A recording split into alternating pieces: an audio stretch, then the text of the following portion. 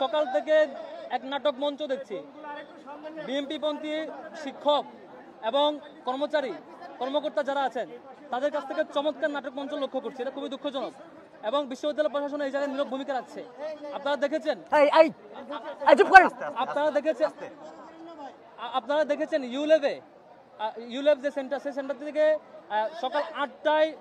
সকাল 8টায় শুরু হয়েছে ভোট। 8টা থেকে 10:30 পর্যন্ত কোনো ধরনের সাংবাদিককে ঢুকতে দেওয়া হয় নাই। 10:30 আমি সেখানে যাই, গিয়ে দেখি কোনো অবজারভারকে ঢুকতে দেওয়া হয় নাই। পরে গিয়ে শুনি সেখান থেকে ইসলামী ছাত্র আন্দোলনের একজন পুলিশ এজেন্টকে বের করে দেওয়া হয় এবং 10 জন থেকে 6 জন ছাত্র দলের পুলিশ এজেন্ট ছিল, কাউকে ঢুকতে দেওয়া হয় না। কি করেছিল সেখানে? 10:30 পর্যন্ত আমরা অভিযোগ দেই, আধা ঘন্টা আমাদেরকে দাঁড় করিয়ে রেখে পরে মিডিয়া এবং অবজারভাররা ঢুকতে পারে।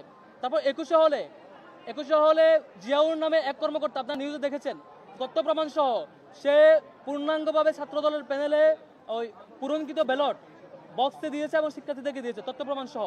সে অভিযোগ যখন আসছে, সবাই যখন প্রেস কনফারেন্স করছে, সেটি দেখার জন্য টিএসসিতে আরেক বিএনপিপন্থী কর্মকর্তা সেটি দেখার জন্য আমাদের নামে নাকি একটা পেজে চেকবক্স দিয়ে কি করছে। আমি এখন তার বহিষ্কার এবং গ্রেফতার দাবি করছি।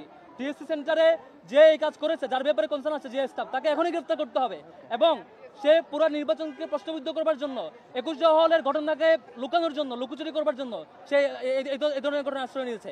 21 হলে যে কর্মকর্তা বিএনপির ছাত্র দলের পূর্ণাঙ্গ প্যানেলের চেকলিস্ট দেওয়া, ভোট দেওয়া ব্যালট বক্সে ঢুকিয়েছেন বলে অভিযোগ এবং নিউজ আসছে এবং তথ্য প্রমাণ আসছে, তাকে যেমন গ্রেফতার করতে হবে, আবার সেই ঘটনাকে ধামাচাপা দেওয়ার জন্য, ডিজাস্টার কন্ট্রোল করার জন্য এখানে তাদেরকে তাদের পরিকল্পনা অনুযায়ী আরেক নাটক সাজানো হয়েছে যে একটা সিঙ্গেল পেজে, তারা পারলে আরো কয়েকটা পেজে করতো এই নাটক ঢাকা দেওয়ার জন্য, হয়তো কুলায় উঠতে পারে নাই। যে করেছে তাকে এখনই গ্রেফতার করতে হবে এবং পানিশমেন্ট আওতায় নিয়ে আসতে হবে। কার এজেন্ডা বাস্তবায়ন করছে, তাদের সাথে কি ধরনের লবিং খুঁজে বের করতে হবে, এটা আমাদের দাবি। আর হচ্ছে প্রত্যেকটা জায়গায়, প্রত্যেকটা সেন্টার, যেমন আমি যেসব সেন্টারে গিয়েছি বলা হয়েছে প্রার্থীরা ভিতরে ঢুকতে পারবে না, কিন্তু ছাত্র দলে বিপি প্রার্থী আবিদ, তিনি দেখেছি ঢাকা ইউনিভার্সিটি ক্লাবের সেন্টারে ভিতরে ঘুরে ঘুরে দেখেছেন, টিএসসিতে বারবার ঢুকেছেন, প্রত্যেকটা সেন্টার বারবার ঢুকছেন।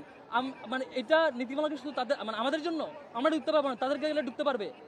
এটা খুবই দুঃখজনক। ইউনিভার্সিটি ক্লাবে বারবার ঘুরে ঘুরে দেখছে তিনি হচ্ছে সেন্টারের ভিতরে ঢুকছেন, এটা খুবই দুঃখজনক। এভাবে প্রত্যেকটা নীতিমালা তারা ভায়োলেট করছে। সেই ভায়োলেট করা নিয়মকে ঢাকার জন্য, যখন ডিজাস্টার হয় সেটা দেখার জন্য আবার তাদের পন্থী কোনো কর্মকর্তা এবং শিক্ষক দিয়ে আরেক নাটক মঞ্চস্থ করছে শিক্ষার্থীদের সাথে। একটা বিট্রায়াল।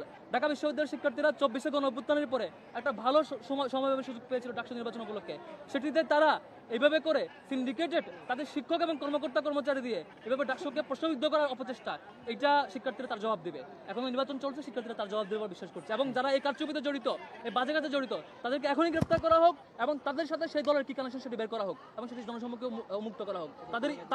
তাদের ইতিপূর্বে যত কর্মকাণ্ড সবকিছু সামনে বের করে নিয়ে আসা হোক, তাহলেই বুঝতে পারবেন তারা কোন দলের এজেন্ডা সার্ভ করছে।